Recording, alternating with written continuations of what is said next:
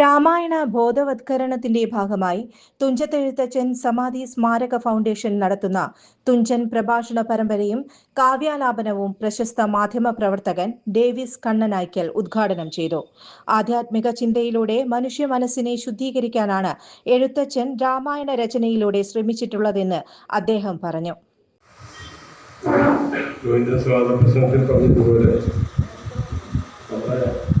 തുഞ്ചത്തെഴുത്തച്ഛൻ സമാധി സ്മാരക ഫൗണ്ടേഷന്റെ ഇപ്പോഴത്തെ പ്രസിഡന്റ്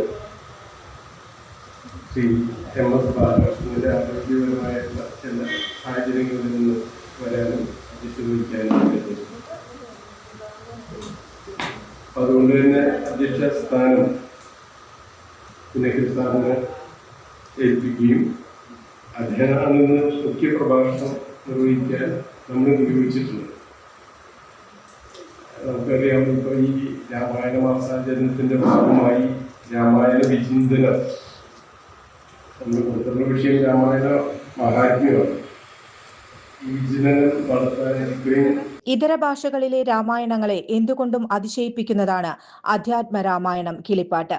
വടക്കാഞ്ചേരി അമ്പിളി ഭവനിൽ നടത്തിയ പരിപാടിയിൽ foundation vice president professor Punnakkal Narayanan അധ്യക്ഷത വഹിച്ച് രാമായണ മഹാത്മ്യം എന്ന വിഷയത്തിൽ മുഖ്യപ്രഭാഷണം നടത്തി. എനിക്ക് തോന്നുന്നത് ഒരു പുസ്തകത്തിന് വേണ്ടി ഇങ്ങനെ ഒരു മാസം മാറ്റിവെക്കുന്നത്, വായിക്കാനായിട്ട് മാറ്റിവെക്കുന്നത് ഒരുപക്ഷെ കേരളത്തിൽ ഈ അധ്യാത്മ രാമായണം കിളിപ്പാട്ട് മാത്രമായിരിക്കുമെന്ന് എനിക്ക് തോന്നുന്നു. അതേപോലെ മറ്റൊരു ഗ്രന്ഥം ഇങ്ങനെ ഒരു മാസം മുഴുവൻ വായിക്കാൻ വേണ്ടി ഉപയോഗിക്കുന്നത് കണ്ടിട്ടില്ല.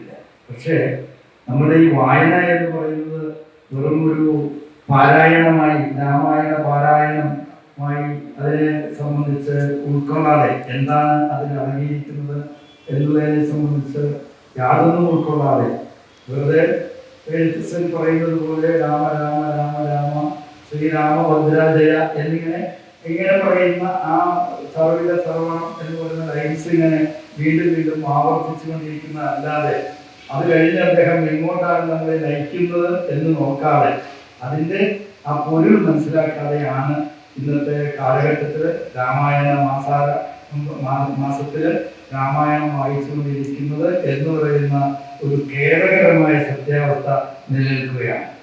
രാമായണം പാരായണം നടത്തുന്ന പലർക്കും ആ അധ്യാത്മ രാമായണത്തിൽ ചില കാര്യങ്ങൾ ചോദിച്ചാൽ അപ്പോൾ ഞാൻ അത്ര ശ്രദ്ധിച്ചിട്ടില്ല, അതങ്ങനെ ഉണ്ടോന്നുള്ളത്.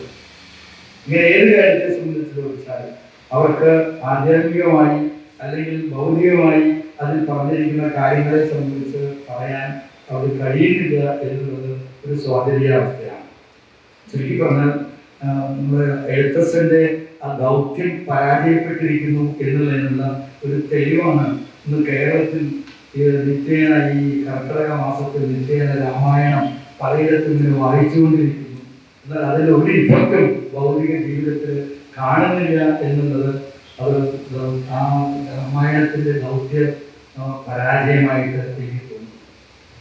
ഒരുപക്ഷെ എഴുത്തച്ഛൻ അങ്ങനെ ധരിച്ചിട്ടുണ്ടാവില്ല. എഴുത്തച്ഛനിൽ എഴുതിയത്, ഈ രാമായണം എഴുതിയ സാഹചര്യം തന്നെ നിങ്ങൾക്ക് അറിയാൻ പറഞ്ഞുള്ളത് അന്നത്തെ കാലഘട്ടം നമുക്കറിയാമല്ലോ. രാമായണത്തിൻ്റെ, അതായത് അധ്യാത്മ രാമായണം കിളിപ്പാട്ടിൻ്റെ കാലഘട്ടം എന്ന് പറയുന്നത് 15-ാം നൂറ്റാണ്ടിനും 16-ാം നൂറ്റാണ്ടിനും ഇടയിലാണ്.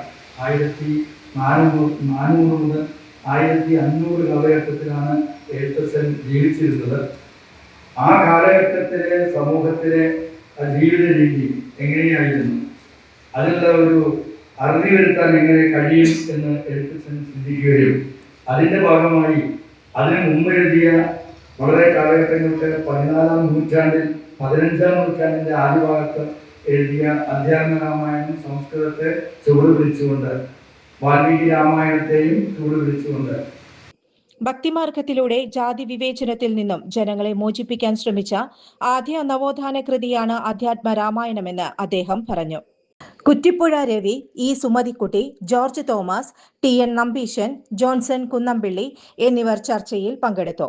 ഉഷ രാമചന്ദ്രൻ, ഇന്ദിര ടീച്ചർ വരവൂർ, പ്രീത വിജയകുമാർ, സ്വപ്നശ്രീ, ശ്രീലത കാഞ്ഞിരക്കോട്, നിഖിൽ VM എന്നിവർ കാവ്യാലാപനം നടത്തി. ഗാനഭൂഷണം Bindu Bhasuri, general secretary KA Govindan, joint secretary MN Gopinathan എന്നിവർ സംസാരിച്ചു. News desk any time news. മൺസൂണിന് വരവേൽക്കാനായിട്ട് നമ്മുടെ ഓട്ടുപാറല്ല അതെ മക്കളെ, നമ്മുടെ ഓട്ടുപാറ വടക്കാഞ്ചേരിയിലുള്ള സിൽക്ക് കട ഒരുങ്ങി കഴിഞ്ഞുട്ടോ. ഇവിടുത്തെ എല്ലാ സ്റ്റോക്കും വിറ്റൊഴിക്കാൻ പോവാണെന്ന്. എന്തൊക്കെ ഐറ്റംസ് ആണ് കണ്ടേ? എന്നാ പോരെ, ഈ കാണുന്ന എല്ലാ ഐറ്റംസും അപ് ടു 50% ഓഫിനാട്ടോ കൊടുക്കണേ. ടോപ്പുകളൊക്കെ 100 രൂപ മുതലോട് സ്റ്റാർട്ടിംഗ് ആണ് കേട്ടോ. ഈ കാണുന്ന സെറ്റ് സാരി ഒക്കെ നോക്കി 249 രൂപ ഉള്ളൂന്ന്. ഈ പുതപ്പൂര് പീസിന് 89 ഉള്ളൂ കേട്ടോ. അതേപോലെ ഈ ഒരു പീസ് പുതപ്പിന് 149 ഉള്ളൂ കേട്ടോ. പാവാട 2 പീസിന് 150. മാക്സി ഒക്കെ 150 മുതലോട് സ്റ്റാർട്ടിംഗ് ആണ് കേട്ടോ. കഴിഞ്ഞിട്ടില്ല കേട്ടോ. ഡബിൾ മുണ്ടൊക്കെ ഉണ്ടല്ലോ, ഒരു പീസ് 150 ഉള്ളൂ കേട്ടോ. കാവ്യമുണ്ട് ഒരു പീസ് വെറും 100 ഉള്ളൂ കേട്ടോ. അതേപോലെ കളർ മുണ്ട് 2 പീസ് 150 ഉള്ളൂന്ന്. തോർത്ത് 4 പീസിന് 100 രൂപ. പാട്ടിൽ ഒരു പീസിന് 100 രൂപ. എടോ 2 പീസ് ലെഗിൻസിന് 150 ഉള്ളൂന്ന്. ഫാമിലി ബെഡ്ഷീറ്റ് ഒരു പീസ് 199 ഉള്ളൂ കേട്ടോ. ബ്ലാങ്കറ്റ് ഒരു പീസ് 299 ഉള്ളൂന്ന്. ഈ ഒരു പൊന്നാടക്കൊക്കെ ഉണ്ടല്ലോ വെറും 75 രൂപ ഉള്ളൂ കേട്ടോ. ട്രാക്ക് പാന്റ് ഒരു പീസ് 160. ബർമുഡ ഒരു പീസ് 99. ബ്ലൗസ് പിറ്റ് 2 എണ്ണം 100. കുട്ടികളുടെ നിക്കര് 5 പീസ് വെറും 100 രൂപ ഉള്ളൂന്ന്. സെറ്റ് സാരി അതേപോലെ സെറ്റ് മുണ്ട് പകുതി വിലക്കാ കൊടുക്കണേന്ന്. ജെഗിൻസ് ഒക്കെ ഒരു പീസ് 100 രൂപ ഉള്ളൂ കേട്ടോ. ഷർട്ട് നോക്കി 200 രൂപ മുതലാട്ടോ ഇവിടെ സ്റ്റാർട്ടിങ് ചെയ്ത. അതേപോലെ shirt piece up to 50% off. നമ്മുടെ ഷോപ്പിന്റെ ലൊക്കേഷൻ പറഞ്ഞു കൊടുക്കുന്നേ. ഓട്ടുപാറ വടക്കാഞ്ചേരിയിലെ സിൽക്ക് ഗാർഡനിലാണ് കേട്ടോ. കൂടുതൽ വാർത്തകൾക്ക് ഞങ്ങളുടെ ചാനൽ സബ്സ്ക്രൈബ് ചെയ്യുക. ഫേസ്ബുക്ക് ഫോളോ അപ്പ് ചെയ്യുക. വാർത്തകൾ വേഗത്തിലറിയാൻ എനി ടൈം ന്യൂസ്.